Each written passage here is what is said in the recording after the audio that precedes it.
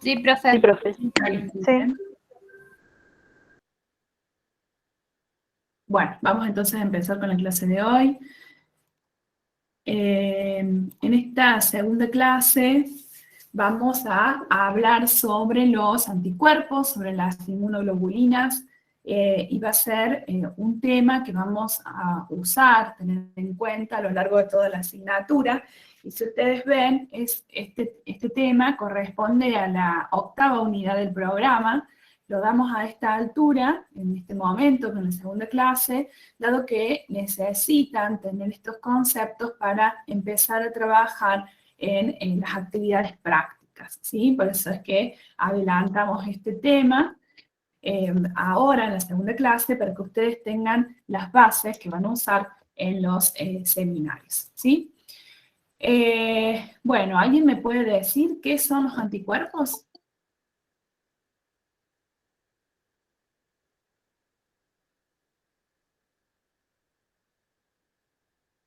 ¿No? ¿Nadie sabe? ¿Me escuchan? Son el mecanismo de defensa que producen las células del sistema inmunitario. Bien, el único mecanismo de defensa. Hay más.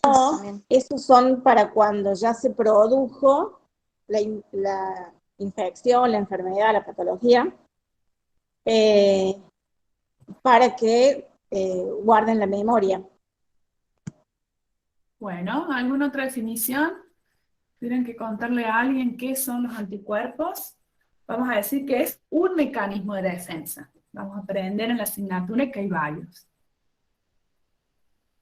¿Alguien más? A ver.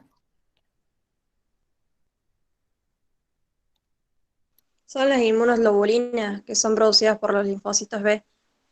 Bien, ¿y qué son las inmunoglobulinas?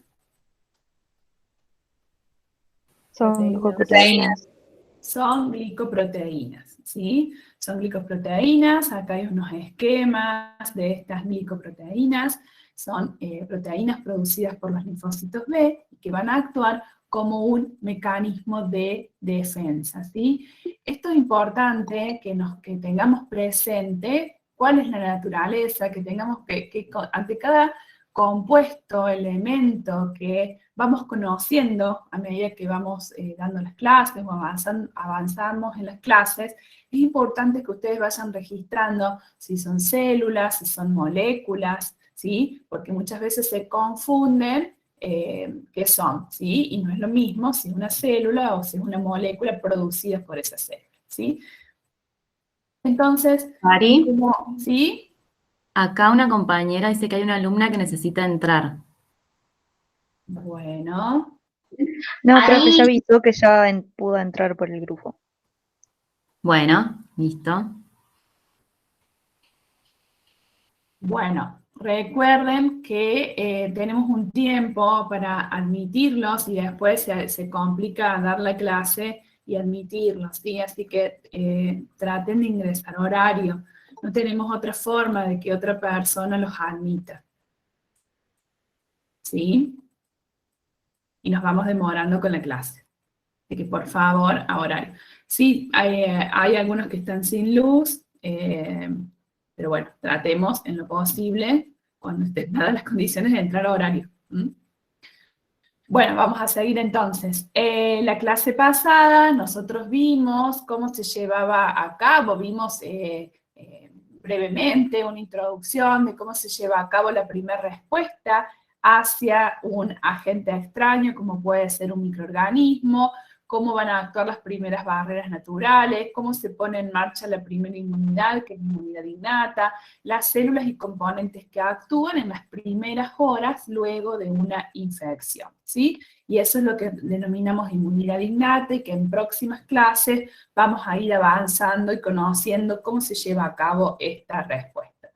Que al cabo de un tiempo más largo, al cabo de 4 o 7 días, se logra llevar a cabo, generar una respuesta específica, una respuesta adaptativa específica para ese microorganismo que genera la activación de linfocitos B, la activación de linfocitos T y que tiene como consecuencia, entre otros, la generación de anticuerpos, ¿sí?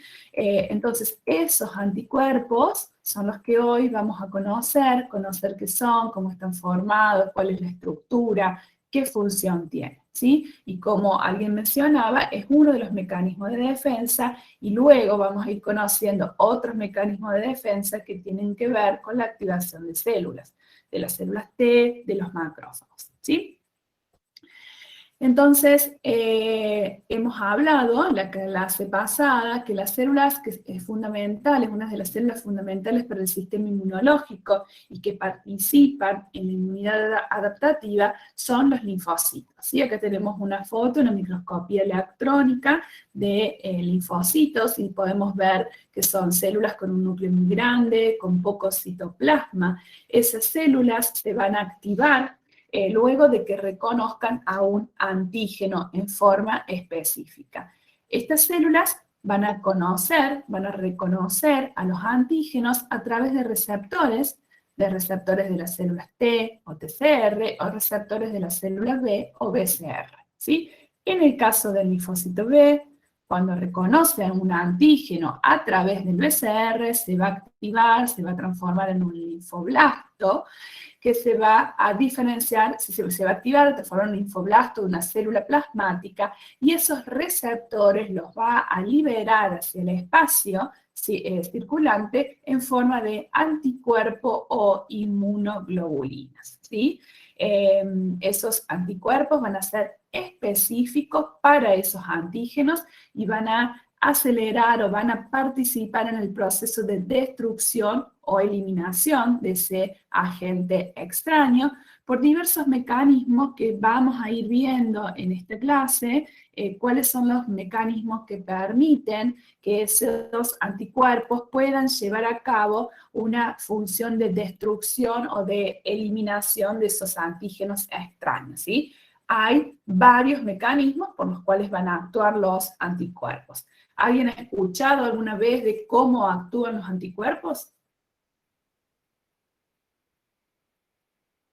Es un mecanismo de defensa, pero ¿escucharon cómo actúa? Son distintos tipos generalmente que actúan en determinadas situaciones. Generalmente son específicos para los tipos de enfermedades o reacciones. Bien. ¿Y cómo lleva a cabo esa destrucción o eliminación del antígeno? Hoy por hoy los escuchamos mucho en la tele, en los medios, que se buscan que los anticuerpos que se generen produzca ¿qué frente a un virus? Inmunidad. Inmunidad, sí, pero la inmunidad es algo general, ¿sí? Es la respuesta específica, es lo que se genera frente a ese microorganismo. ¿Han escuchado de neutralización? De que puedan neutralizar a un patógeno, al virus.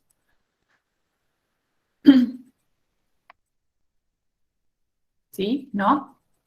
Bueno, hay distintos mecanismos por los cuales van a llevar a cabo esa destrucción, ¿sí? Uno de ellos es la neutralización, unirse a ese agente extraño y neutralizarlo, ¿sí? Entonces, estos anticuerpos tienen un rol muy importante en esta respuesta adaptativa, ¿sí? El hecho es tan importante es que todos estamos pendientes de si tiene anticuerpos o no, si una vacuna desarrolla anticuerpos, ¿sí? Y es algo que nos va a servir, como decían recién, que es un mecanismo de defensa con el cual cuentan todos los animales, pero también es un componente del sistema inmunológico que nos va a servir como herramientas para hacer diagnóstico y tratamiento de distintas enfermedades, ¿sí? Entonces es muy importante que conozcamos a los anticuerpos, cómo están formados y qué función llevan a cabo, ¿sí? Entonces en esta clase vamos a conocer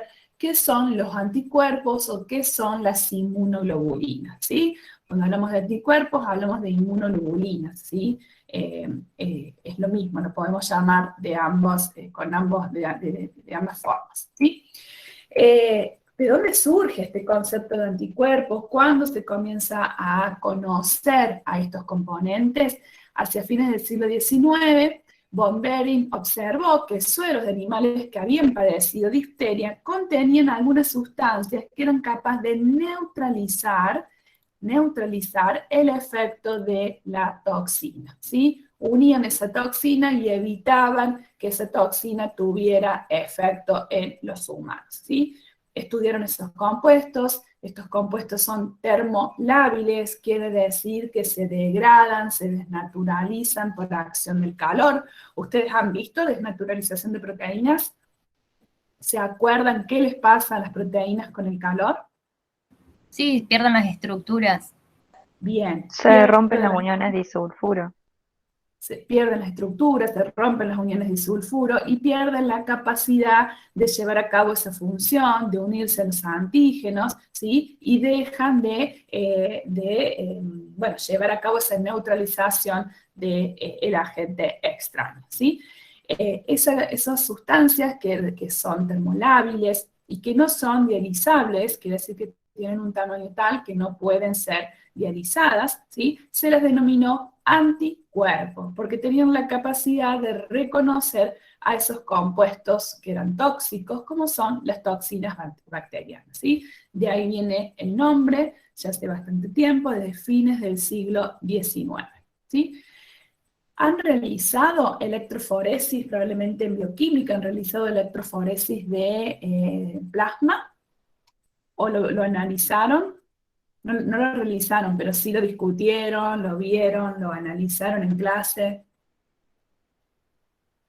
¿Quién me pueden decir qué es la electroforesis?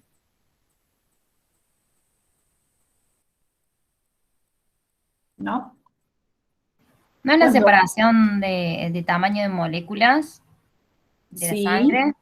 sí, de proteínas. Proteínas, sí, perdón. Bien. A través de la electroforesis logramos la separación de las proteínas plasmáticas. Si nosotros sembramos, este es un dispositivo por el cual se lleva a cabo la electroforesis. Si sembramos una muestra de suero y aplicamos corrientes, las distintas proteínas presentes en el plasma se van a separar, ¿sí? Y así podemos identificar a la fracción que corresponde a la albúmina, a las alfa-globulinas, a las beta-globulinas y a las gamma-globulinas, ¿sí? Probablemente lo discutieron en bioquímica y esto permite estudiar las distintas proteínas presentes en el suero, ¿sí? ¿Qué se vio? Que cuando nosotros inmunizamos a un animal y aplicamos un antígeno o ese animal se expone a un antígeno, a un microorganismo, es una fracción proteica presente en plasma que corresponde a las gamma-globulinas aumenta considerablemente, ¿sí?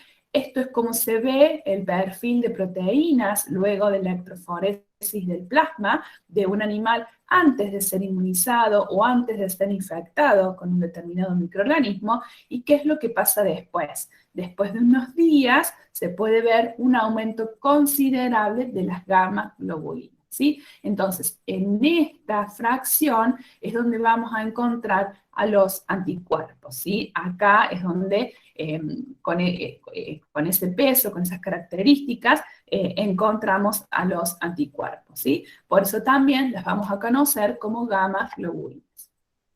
Esto que tenemos acá es el esquema de un anticuerpo, ¿sí? Las inmunoglobulinas o los anticuerpos son glicoproteínas, ¿sí? Son glicoproteínas solubles, son proteínas solubles que se encuentran en el espacio intersticial, que van a actuar como receptores solubles para el antígeno. Son los receptores con los cuales cuenta el linfocito B para reconocer el antígeno, que luego de que esa célula se activa, se liberan al espacio intersticial, ¿sí? Como dije, se secreta para el linfocito B y van a constituir lo que denominamos o conocemos como inmunidad humoral, inmunidad mediada por componentes solubles, ¿sí? Y son los principales componentes solubles que forman parte de la inmunidad humoral. Siempre que hablamos de inmunidad humoral, hablamos de la inmunidad mediada por anticuerpos, ¿sí? Pero quiero que les vaya quedando el concepto que no son los anticuerpos el único mecanismo de protección o de defensa con los cuales cuentan los animales, ¿sí? Hay otros mecanismos que vamos a ir conociendo, ¿sí? Esta es la estructura básica, está formada por 4 cadenas, 2 cadenas más cortas, idénticas, que son estas esquematizadas en amarillo, que se denominan cadenas livianas, y 2 cadenas más largas, que las encontramos acá en verde, que se denominan cadena pesada. Dentro de los anticuerpos vamos a tener distintas clases de anticuerpos, hay variaciones en estas cadenas que dan lugar a distintas clases de anticuerpos, que tienen algunas características bioquímicas, porque esas proteínas son distintas, y funcionales, porque llevan a cabo distintos mecanismos de acción que las permiten diferenciar, que nos permiten diferenciarlas entre ellas, ¿sí? Y vamos a tener la inmunoglobulina G, inmunoglobulina M, inmunoglobulina A, inmunoglobulina E e inmunoglobulina D, ¿sí? Estas 5 clases de anticuerpos son las que vamos a encontrar en el organismo de cualquier animal, ¿sí? O en general. Las funciones principales que tienen los anticuerpos son reconocer al antígeno y reclutar a células y otros efectores para destruir a ese antígeno extraño. Acá es un esquema, les presento un esquema ampliado de la estructura básica de un anticuerpo. La cadena liviana, que está conformada por 2 dominios, ¿sí? ¿Se acuerdan de estructuras de proteínas? ¿Lo vieron en bioquímica? Las proteínas están formadas por dominios. ¿Se acuerdan eso?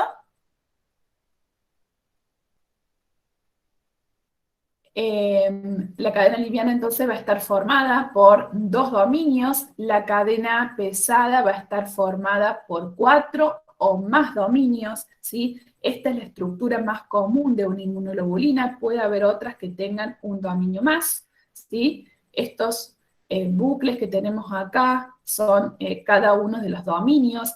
Esas cadenas se mantienen unidas por puentes disulfuro entre ellas, ¿sí? Y también mantiene unidas a las distintas cadenas, ¿sí? Entonces, cadena liviana con 2 dominios, cadena pesada con 4 dominios. Ustedes acá ya pueden ver que en base a la cantidad de dominios que tiene, esto nos indica que una cadena es mucho más grande que la otra, es una cadena mucho más pesada. La cadena pesada recibe ese nombre porque está formada por aproximadamente 440 aminoácidos, depende de la clase de anticuerpo, pero esto es lo que forma, esta es la estructura básica, la estructura más simple de un anticuerpo, y aproximadamente 50 kilodalton. Dijimos que hay 5 tipos de anticuerpos, y ya vamos a ir conociendo que las clases de anticuerpos, los tipos de anticuerpos, van a depender de la cadena pesada que tienen, ¿sí? De esa forma, estas cadenas pesadas pueden ser mu, gamma, mu, alfa, epsilon o delta, ¿sí? Estas distintas cadenas pesadas dan lugar a la inmunoglobulina G, a la inmunoglobulina M, a la inmunoglobulina A, a la E y a la D. Dependiendo de qué cadena pesada encontramos en esta estructura del anticuerpo, va a ser el tipo de anticuerpo. En cuanto a las cadenas livianas, son cadenas que están formadas por 2 dominios, ¿sí? Tenemos acá por 2 dominios, son cadenas mucho más chiquitas, de 25 kilodalton y aproximadamente 220 aminoácidos, y están formadas por 2 tipos de cadenas, ¿sí? Capa o lambda, ¿sí? Alguna característica para destacar: las cadenas livianas no definen el tipo de anticuerpo. Los anticuerpos pueden tener cadena kappa, cadena liviana kappa o cadena liviana lambda. Lo que sí, un anticuerpo va a tener exactamente la misma cadena liviana. Si esta es kappa, la otra que tenemos acá es kappa. Ambas cadenas livianas van a ser del mismo tipo. Y en general, en el organismo encontramos la misma proporción de cadena kappa que de cadena lambda, ¿sí? Algo que también vamos a destacar o mencionar de esta estructura, acá hay algunos dominios que están presentados en color rojo y otros dominios que están presentados en color amarillo. Estos dominios que están presentados en color rojo, que se exponen acá hacia el dominio amino terminal, es el dominio que se denomina variable, por eso acá lo encontramos con la B de la liviana, H hace referencia, de la pesada, H hace referencia a pesada, B de variable, H de pesada. Este es el dominio que varía en la cadena pesada, ¿sí? Lo mismo vamos a encontrar en la cadena liviana. Un dominio que se llama BL, que es variable de la liviana, ¿sí? Y es el que se expone, que está presente en el dominio amino terminal. Vamos a ver, alguien que está llegando.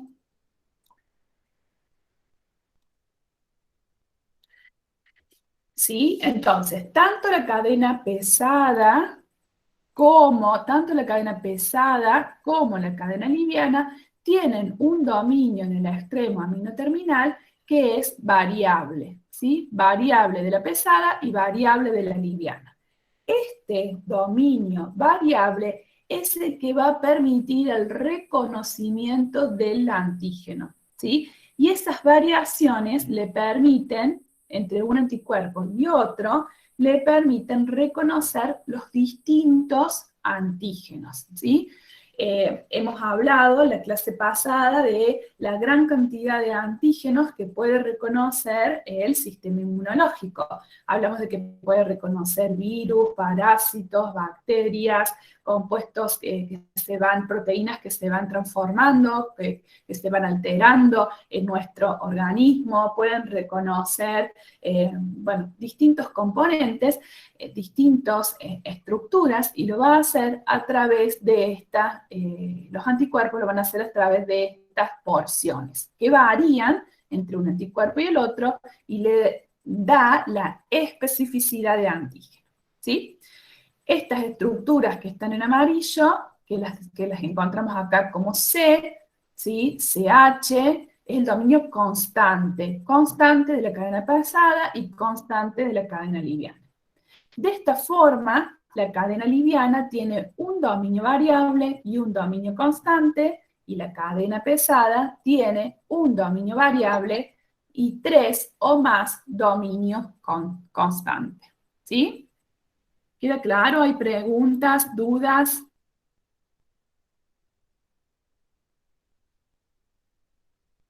¿Se entendió la estructura? Sí, profe, se entendió. Sí, profe. ¿Sí? Recuerden, integren acá los conceptos de bioquímica, donde vieron proteínas, ¿sí? Ustedes ya deben conocer los dominios, deben conocer que las proteínas se mantienen unidas por puentes disulfuro, que mantienen unidas las cadenas dentro de una misma, los dominios dentro de una misma cadena, o las distintas cadenas entre sí, ¿sí? Acá es la unión entre liviana y pesada, acá mantiene unidos estos dos dominios. Y también vamos a encontrar una zona bisagra. Esta zona, que se denomina zona bisagra, es una zona mediante la cual se le otorga, una zona que le otorga flexibilidad a esa inmunoglobulina. Las inmunoglobulinas parecen como brazos, y esa zona bisagra le permite a estos brazos moverse y poder interaccionar mejor con el antígeno, ¿sí? Eso le otorga, esa porción le otorga flexibilidad a la inmunoglobulina para poder interaccionar con los antígenos. A veces estos antígenos están en zonas muy dispersas, alejadas dentro de un microorganismo, dentro de una estructura, y necesitan abrirse más, o están muy cercanos y necesitan cerrarse, ¿sí? Eso lo va a dar la zona bisagra, ¿sí? Que también vamos a encontrar puentes disulfuro. ¿Queda claro? ¿Se entiende? Sí, Sí, profe. profe. Sí, profe. Bien. Esta estructura básica de las inmunoglobulinas pueden ser fraccionadas mediante enzimas y podemos obtener distintos componentes, distintas fracciones, distintos fragmentos que tienen relevancia a nivel inmunológico. Existen distintas enzimas que podemos usar, como la papaína, que genera una ruptura de las cadenas pesadas en el puente disulfuro que las une entre sí, y de esa forma nos quedan estos tres fragmentos. Acá tenemos la cadena liviana, unida a la primera parte de la cadena pesada, ¿sí? Dos fragmentos de esta forma. Estos fragmentos se denominan fragmentos FAB. Cuando hablamos de FAB, hablamos de los fragmentos de unión al antígeno,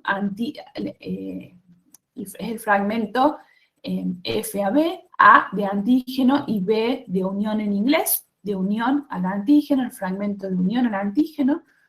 Estos van a estar entonces constituidos por la cadena liviana y por la primera parte de la cadena pesada, y van a ser dos.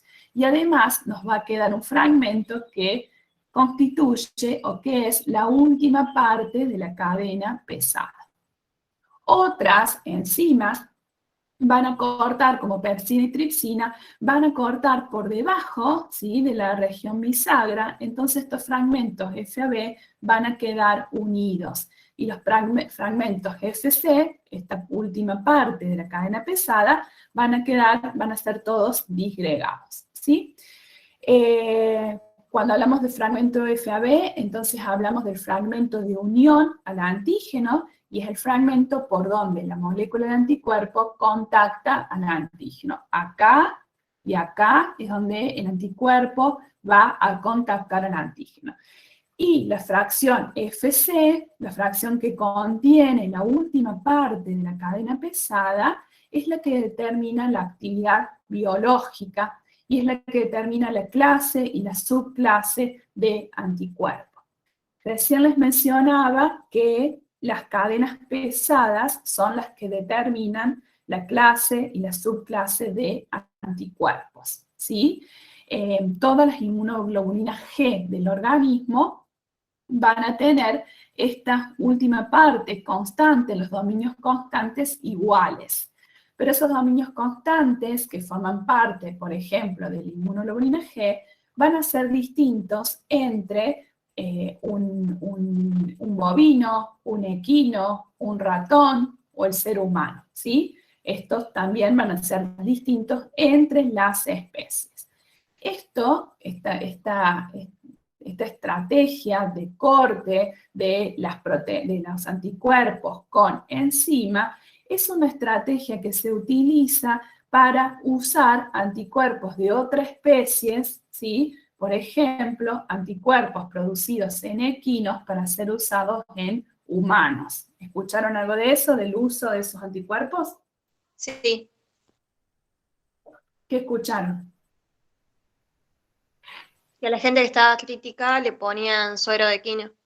Bien, ¿sí? Estamos escuchando a diario el uso del suero equino y que se basa en esta estrategia. No se utilizan los anticuerpos completos, sino que van a utilizar estos fragmentos. El fragmento que reconoce al antígeno. Esto es una estrategia que busca, que evita las reacciones que pueden llevarse a cabo frente a esta porción de la inmunoglobulina que es distinta entre los equinos, el ser humano u otras especies, ¿sí? Lo que se hace es descartar estas fracciones que presentan las mayores variabilidades entre las diferentes especies. ¿Se entiende eso? Sí, profe. la acción de estas enzimas se han aplicado para poder entender y conocer la estructura de un anticuerpo y así poder conocer los fragmentos que forman parte de estos anticuerpos, pero también se utiliza como una estrategia terapéutica, ¿sí? Obtener los anticuerpos y luego cortarlos para tratar de evitar las reacciones contra esas estructuras que no son iguales o que no se comparten entre especies. Y se mantiene la fracción que va a ser importante desde el punto de vista inmunológico, que es la fracción de reconocimiento al antígeno. ¿Sí? Bueno, así es como se ve una estructura tridimensional a través de una reconstitución por técnica de cristalografía. La vamos a ver de esta forma: cadenas pesadas que están acá indicadas en verde y cadenas rojas, ¿sí? Y los dominios que se definen, los dominios de unión al antígeno, F a B, un fragmento de unión al antígeno, y los fragmentos, los FC, que son los fragmentos, nosotros los asociamos fragmento constante, pero el fragmento se define por fragmento cristalizable, ¿sí? De esta forma vamos a tener el fragmento FAB y fragmento FC. Los fragmentos FAB, en base a lo que nosotros vimos de la estructura de la inmunoglobulina, van a estar formados por la región variable de la cadena liviana y la región constante de la cadena liviana, y la región variable de la cadena pesada y la primera región constante de la cadena pesada. ¿Sí? Entonces, toda la cadena liviana y los dominios BH y CH1, el primer dominio constante. ¿Queda claro eso? ¿Se entiende? Sí, Profe, ¿puede volverme a ¿Puede explicar? repetirlo? Sí, Bueno. cómo estaba conformado. Sí. ¿Se acuerdan que recién dijimos que esto que está en rojo son los dominios variables? ¿Sí? Son los dominios que permiten la unión al antígeno y que varía entre un anticuerpo y otro para determinar la especificidad de unión al antígeno. ¿Sí? La cadena liviana está formada por un dominio variable y un dominio constante, y la cadena pesada, que es esta cadena más larga, va a estar formada por un dominio variable y 3 dominios constantes: el 1, el 2 y el 3. Cuando nosotros realizamos cortes con enzimas o cuando analizamos las fracciones que se generan, ¿sí?, vamos a ver que se generan 3 fracciones. 2 fracciones FAB, que son estas que están acá, fracciones que están más relacionadas a la unión con el antígeno, y una fracción FC, que es la fracción que está asociada más a las funciones biológicas, ¿sí? La fracción FAB va a estar formada por la cadena liviana, variable y constante de la cadena liviana, y va a estar formada por la región variable de la pesada y el primer dominio constante de la pesada. ¿Sí? Los dos van a ser iguales: cadena liviana, completa, variable y constante, y la primera fracción de la pesada, variable de la pesada, constante 1 de la pesada.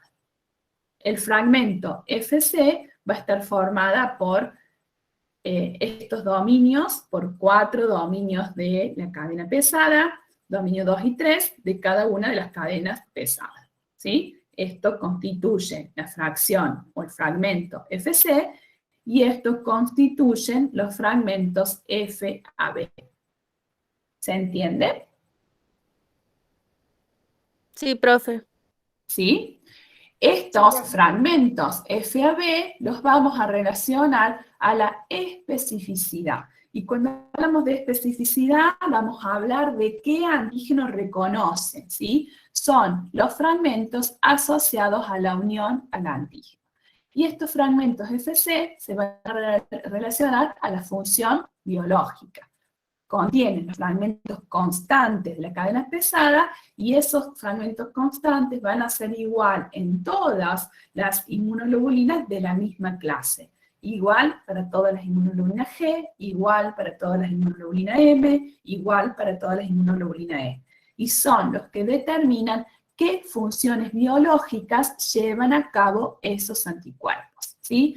Ya vamos a ver que las distintas clases de anticuerpos actúan de distintas formas. Algunos pueden neutralizar, otros pueden activar la fagocitosis, pueden activar el complemento, ¿sí? No todos llevan a cabo las mismas funciones. Y las funciones biológicas entonces van a estar relacionadas a este fragmento Fc. ¿Sí? Bien, dentro de la región variable, no es todo el dominio de la región variable lo que presenta variaciones, sino un fragmento, una parte de ese dominio que se denomina zona de hipervariabilidad. Esa zona de hipervariabilidad que encontramos en la región variable de la cadena pesada y en la región variable de la cadena liviana, la encontramos acá y acá, región variable de la liviana y región variable de la pesada.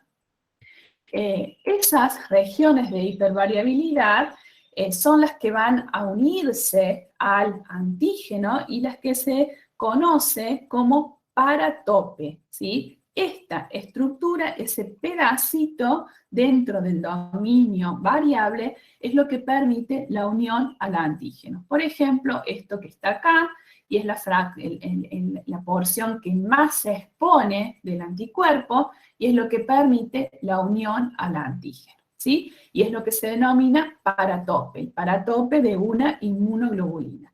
Ese paratope va a interaccionar con un fragmento, con una porción, un pedacito del antígeno que se denomina epítope o determinante antigénico, ¿sí? Ya los vamos a ver en detalle, pero un epítope o un determinante antigénico es la fracción más pequeña del antígeno que puede ser reconocida por el sistema inmunológico, ¿sí? Nosotros tenemos una bacteria, ¿sí? No va a reconocer el sistema inmunológico la bacteria completa, sino que reconoce algunas proteínas, y dentro de una proteína, ustedes ya conocen que las proteínas pueden ser muy grandes. Dentro de una proteína va a reconocer a una porción, a un fragmento, a un pedacito de ese antígeno. Ese pedacito del antígeno que es reconocido por el sistema inmunológico, en este caso, que es reconocido por los anticuerpos, por esta región de hipervariabilidad, por el paratope, se denomina epítope, ¿sí? O determinante antigénico. ¿Queda claro eso?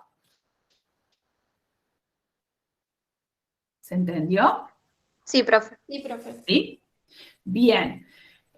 Esas regiones de hipervariabilidad, que es una fracción muy pequeña dentro del dominio variable, es lo que va a determinar la especificidad de unión al antígeno, ¿sí? Y cuando hablamos de la especificidad que tiene un anticuerpo para unirse con el antígeno, hablamos del idiotipo de un anticuerpo, ¿sí? Cuando hablamos del idiotipo de un anticuerpo, hablamos de la especificidad que tiene ese anticuerpo, hacia qué antígeno se dirige, qué antígeno reconoce. ¿Sí? ¿Queda claro? Sí, profe. Bien, acá les presento en esta diapositiva las distintas inmunoglobulinas que existen. La que nosotros vimos es la estructura básica que corresponde a la inmunoglobulina G, ¿sí? Que es muy parecida a la inmunoglobulina D. La inmunoglobulina D está presente en la superficie anclada a la membrana del linfocito B, y es la que conocemos como BCR, ¿sí? Las inmunoglobulinas G, la E, la M y la A se secretan, las encontramos en el medio intersticial. La inmunoglobulina G tiene en su cadena pesada 4 dominios, la inmunoglobulina E tiene 5 dominios, La inmunoglobulina M tiene también 5 dominios, pero además no la encontramos en forma de monómero, ¿sí? Esto que les mencioné recién, que les mostré recién, es la estructura básica de una inmunoglobulina, de un monómero de una inmunoglobulina, de una unidad de esa inmunoglobulina. En el caso de la inmunoglobulina M, las encontramos a 5 monómeros, 5 unidades conforman a la inmunoglobulina M. ¿Sí? Profe, No yo por ejemplo acá veo la inmunoglobulina G y la inmunoglobulina D. Sí. ¿Cómo diferencio cuál es cada una? ¿Cómo la diferencias? Por la constitución de los aminoácidos de las cadenas pesadas. En este dibujito no lo diferencias, pero si nosotros analizáramos qué aminoácidos forman la cadena pesada de la D y la G, ahí lo podrías diferenciar. Esto es un esquema, ¿sí? Ustedes saben que las proteínas se caracterizan por su secuencia primaria, ¿sí? Que es la constitución de aminoácidos. ¿Sí? ¿Queda claro? ¿Se entendió eso? Sí, profe. Acá el esquema, esto es un esquema representativo que resume la estructura de una inmunoglobulina, el esquema es similar. Lo que pasa es que la D, está anclada a la membrana, nunca la encontramos solubles, o en muy poquita cantidad, y la G no la encontramos anclada en membrana, la encontramos soluble. ¿Sí? Eso también es lo que diferencia a la D de la G.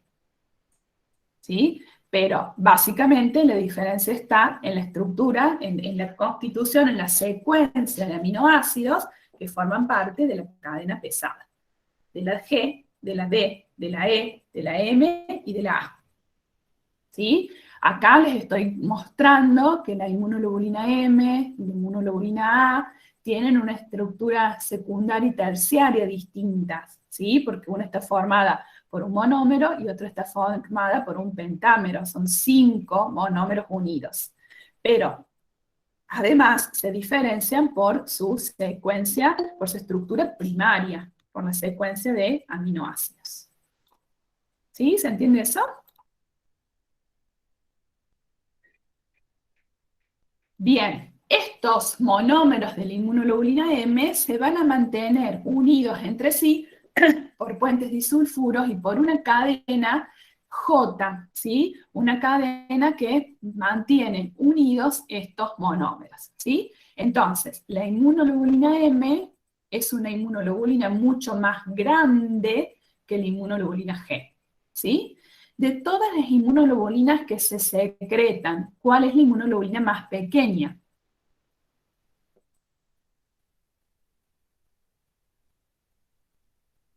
En base a esta... ¿Cómo?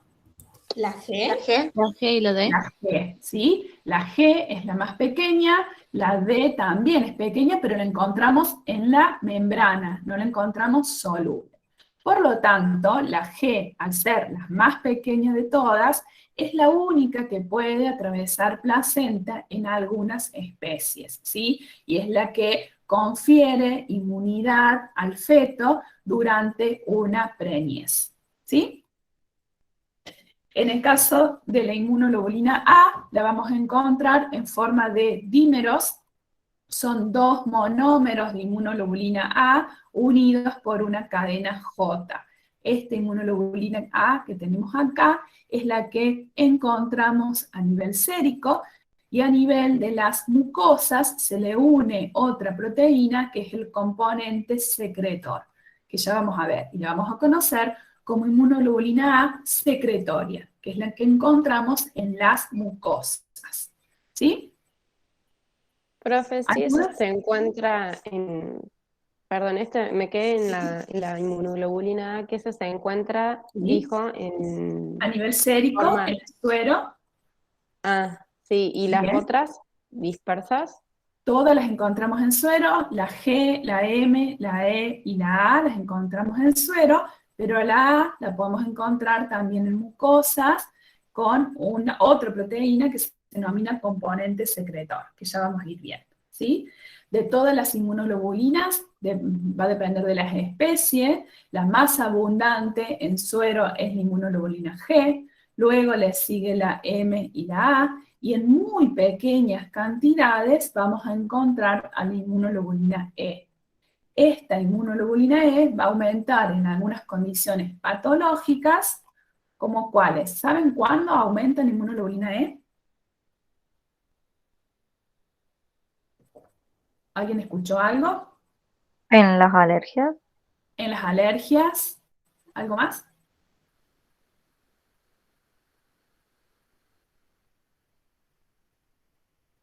Esta inmunoglobulina es la que se estimula su producción en procesos alérgicos y frente a infecciones parasitarias con parásitos de tipo Helminths, ¿sí? En infecciones parasitarias y en alergias, esta inmunoglobulina E, que normalmente está en muy baja concentración a nivel sérico, aumenta considerablemente, ¿sí? Eso en general puede haber algunas variaciones en las distintas especies, ¿sí?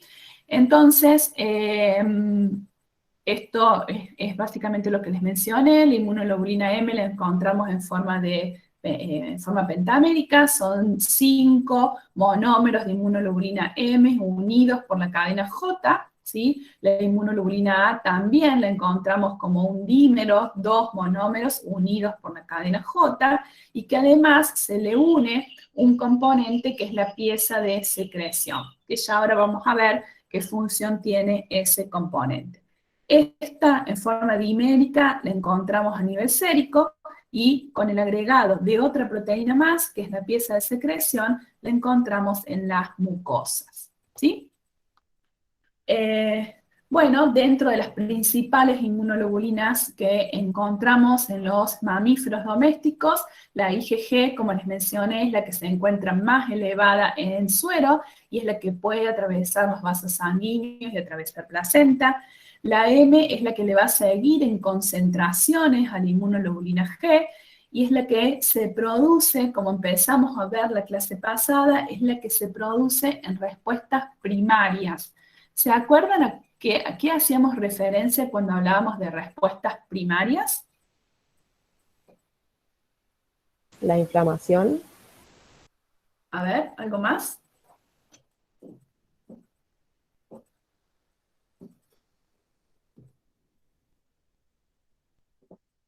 ¿Qué más A puede la decir? primera exposición.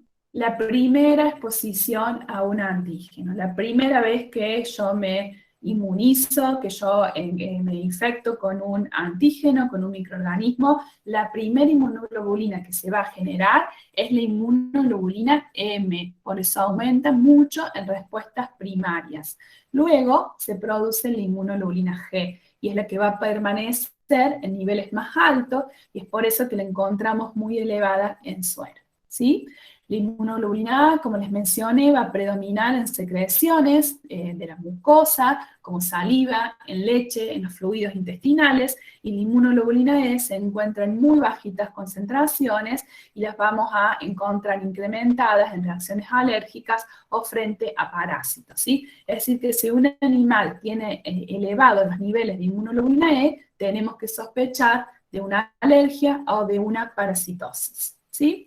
Y la inmunoglobulina E B la encontramos anclada en la superficie del linfocito B, formando parte de esa membrana plasmática del linfocito B, y es lo que conocemos como BCR, el receptor de la célula B, ¿sí? Raramente la encontramos en fluidos. Acá tenemos el peso molecular de las distintas inmunoglobulinas, ¿sí? La más pesada es la inmunoglobulina M, porque está formada por 5 unidades. La inmunoglobulina G pesa 180 kilodalton, ¿sí? Es casi igual a la inmunoglobulina D, pero es la más pequeña que encontramos en secreciones. La inmunoglobulina A es dimérica, son 2 unidades con el doble de peso molecular que la inmunoglobulina G. Y si se acuerdan, la inmunoglobulina E era un poco más grande que la inmunoglobulina G, por eso su mayor peso molecular, ¿sí? ¿Dónde se sintetizan? La M y la G y la D se van a sintetizar en los órganos linfáticos secundarios, y la A y la E se van a sintetizar en el tracto intestinal y respiratorio. Esto lo vamos a ir viendo a medida que vamos a ir conociendo la función que llevan a cabo estas inmunoglobulinas, ¿sí? Acá hay una tabla, esto no nos vamos a acordar de memoria, pero sí nos tenemos que acordar las proporciones. ¿Qué inmunoglobulina encontramos en mayor cantidad? ¿Cuál encontramos en menor cantidad? ¿Sí? Esto no es igual para todas las especies, pero en general, en las distintas especies de animales domésticos, de animales, los que más estudiamos, vamos a encontrar como más prevalente la inmunoglobulina G, seguida de la inmunoglobulina M y de la inmunoglobulina A. En algunas especies es más importante la inmunoglobulina A que la inmunoglobulina M, pero en general la segunda en concentración es la inmunoglobulina M. Y la inmunoglobulina A, la inmunoglobulina E, la encontramos en muy bajas concentraciones a nivel sérico, ¿sí? Aumenta en alergias o en parasitosis. ¿Queda claro? Sí, profe. ¿Sí? Sí, profe. Además de estas clases de anticuerpos, vamos a encontrar algunas variaciones, algunas subclases de anticuerpos. Por ejemplo, en los equinos vamos a encontrar hasta 5 subclases de inmunoglobulina G, G1, G2, G3, G4, G5, no, perdón, 7, G6, G7. ¿Y dónde están estas variaciones? Están en la fracción constante, en los dominios constantes de la cadena pesada, ¿sí? Son pequeñas variaciones dentro de la inmunoglobulina G que determinan que es G1, G5, G4, G6, G7, ¿sí? Esto va a depender de las especies. Por ejemplo, en bovinos vamos a encontrar 2 tipos de inmunoglobulina M, M1 y M2. En oveja encontramos 2 tipos de inmunoglobulina A, A1 y A2. En ratón encontramos también 2 tipos de inmunoglobulina A. En perro encontramos 2 tipos de inmunoglobulina E, ¿sí? No nos vamos a acordar qué subclases encontramos en las distintas especies, pero es solo para comentarles que existen, además de las clases de anticuerpos, G, A, M, E y D, subclases, ¿sí? Y que esto va a depender de las distintas especies, ¿sí? Algunas de estas subclases se les atribuyen alguna función en particular, pero no todas están conocidas cuál es la función particular que tienen, ¿sí? ¿Se entiende esto?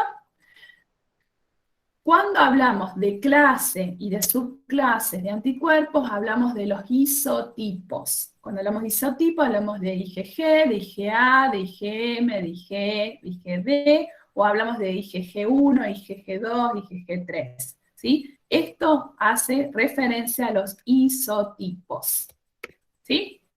Profe, una pregunta. Cuando dijimos, por ejemplo, en el caballo que se podía usar un fragmento en otro individuo, ¿esas subclases no pueden pasar al otro individuo o cómo es? Lo que, si se acuerdan, ya lo vamos a ir viendo en más detalle en clases específicas de inmunoterapias, pero lo que se da es esta fracción FAB y se corta esta fracción FC, ¿sí? Que es la que la región constante y es la que presenta las diferencias entre las especies. De esa forma se trata de evitar reacciones alérgicas que se desconozcan a estos componentes de las inmunoglobulinas equinas, ¿sí? Se da esto que principalmente tiene a los dominios variables, ¿sí? Bien, gracias. Eso a medida que avancemos en la asignatura lo vamos a ir viendo con mayor detalle, ¿sí? Porque necesitan ver reacciones de hipersensibilidad y después cuando veamos anticuerpos monoclonales lo vamos a ver con más detalle, ¿sí?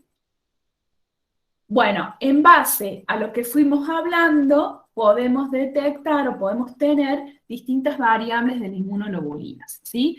Variantes de isotipo, ¿sí? Recuerden, recién hablamos de los isotipos, son los tipos, las clases y las subclases de anticuerpos. Hablamos de IgG o de IgM y que las variaciones van a estar dadas en los dominios constantes de la cadena pesada, ¿sí? Que va a diferenciar a una IgG de una IgM o una IgG1 de una IgG2, ¿sí? Son las variantes isotípicas. Y son diferencias en los genes que codifican para esas regiones constantes, estos dominios constantes de las cadenas pesadas.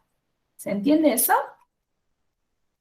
Cuando hablamos de isotipos, hablamos de las distintas clases y subclases de anticuerpos. ¿Sí? ¿Hay dudas? No, profe. Bien, después vamos a tener diferencias idiotípicas. ¿Alguien se acuerda qué era el idiotipo que mencioné hace un rato? Hacía referencia a la especificidad entre anticuerpo y antígeno. A la especificidad. Fíjense en que las variantes idiotípicas están acá en la región variable, tanto de la cadena liviana como de la cadena pesada. Cuando hablamos de diferencias idiotípicas o del idiotipo de un anticuerpo, hablamos de la especificidad, de qué antígeno reconoce. ¿Queda claro? Sí, profe. Luego tenemos otras variantes, que son las variantes alotípicas, que son pequeñas variaciones dentro de un mismo gen que codifica para una inmunoglobulina, como es acá el ejemplo para la inmunoglobulina G, ¿sí? Fíjense que son pequeñas variaciones en estos dominios constantes que las podemos encontrar entre dos individuos de una misma especie. Mis inmunoglobulinas G no son iguales, exactamente iguales a las inmunoglobulinas G de ustedes, cada uno pueden tener pequeñas variaciones, pero esto se da más, es más importante dentro de distintas especies, ¿sí? Y es lo que hablábamos recién entre las inmunoglobulinas del equino y las inmunoglobulinas del humano, ¿sí? Si nosotros le diéramos a los humanos las inmunoglobulinas completas, estas variaciones alotípicas que encontramos en las regiones constantes, el humano las desconocería como extrañas y podría reaccionar contra esos anticuerpos, ¿sí? Por lo cual se sacan estas fracciones y de esa forma se evitan las variantes alotípicas, ¿sí? Entre individuos de distintas especies. ¿Queda claro? Sí, en Bueno, la misma especie pasa lo mismo. en las mismas especies también hablamos de variantes alotípicas, pero son menores, ¿sí? Podemos encontrar dos humanos que tengan pequeñas diferencias entre las inmunoglobulinas G, o dos animales, dos bovinos de razas distintas, pueden tener pequeñas variaciones, pero estas variaciones alotípicas son mayores entre individuos de diferentes especies, ¿sí? Gracias, profe. Bien, entonces hablamos del isotipo, tiene que ver con la clase y subclases de anticuerpos. Hablamos de los alotipos, ¿sí? Las diferencias que hay entre las inmunoglobulinas presentes en los distintos animales de una especie o diferentes especies, y del idiotipo, que tiene que ver con el reconocimiento de antígenos, ¿sí? ¿Qué pasa en aves? En aves encontramos algunas particularidades, como es la inmunoglobulina I, la inmunoglobulina Y, la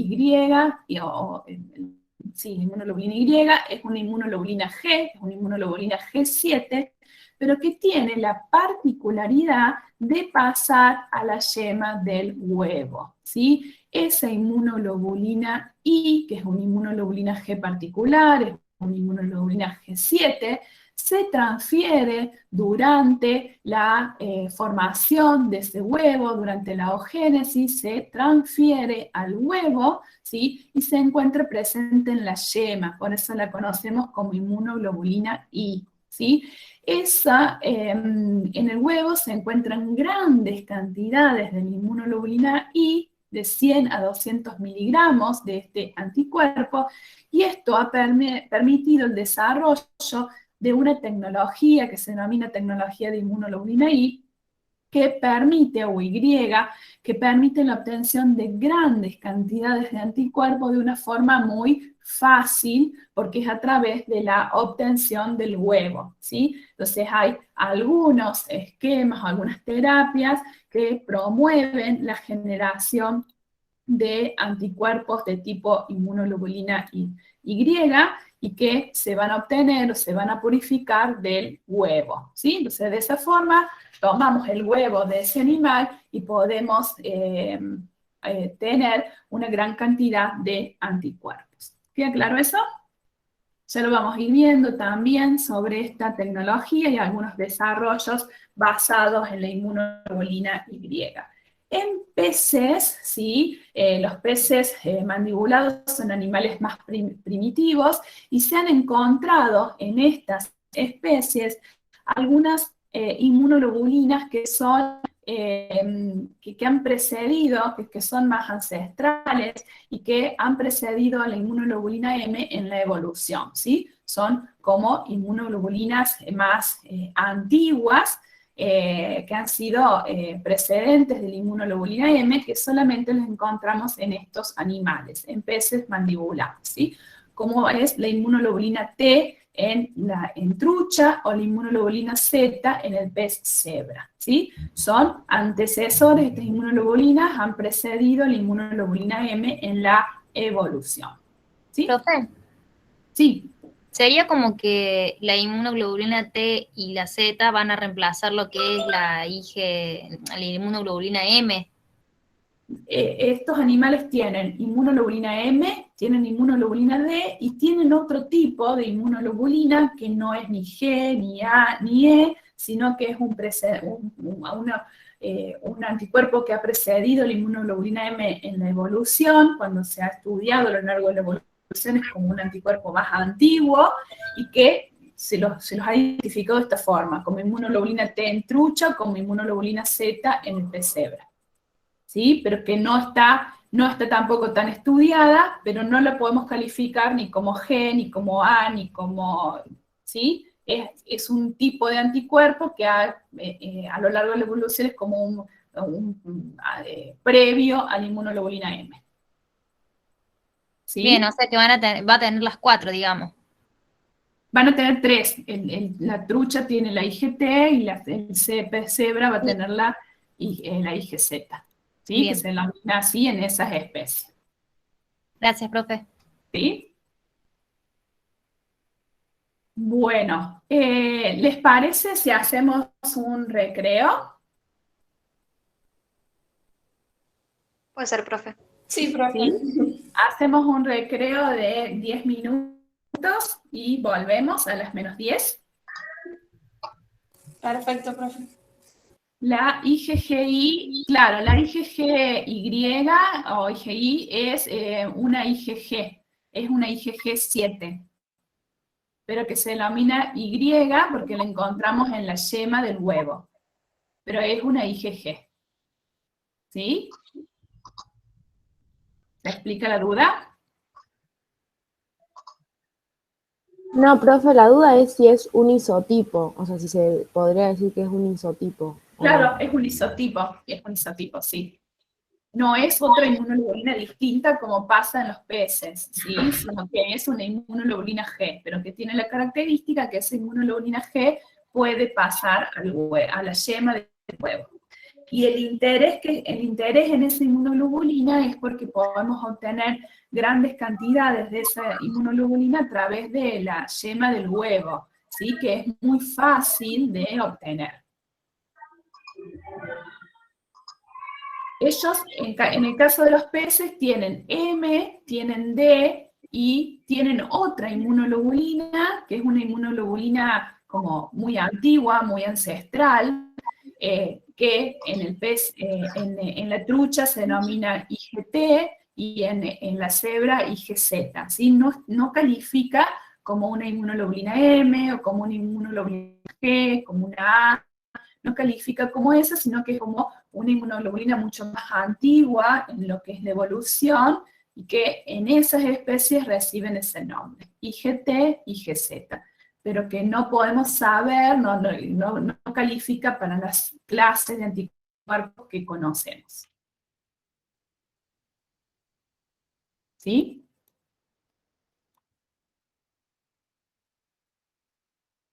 Bueno, 10 minutos y volvemos a las -10. Buenísimo, profe.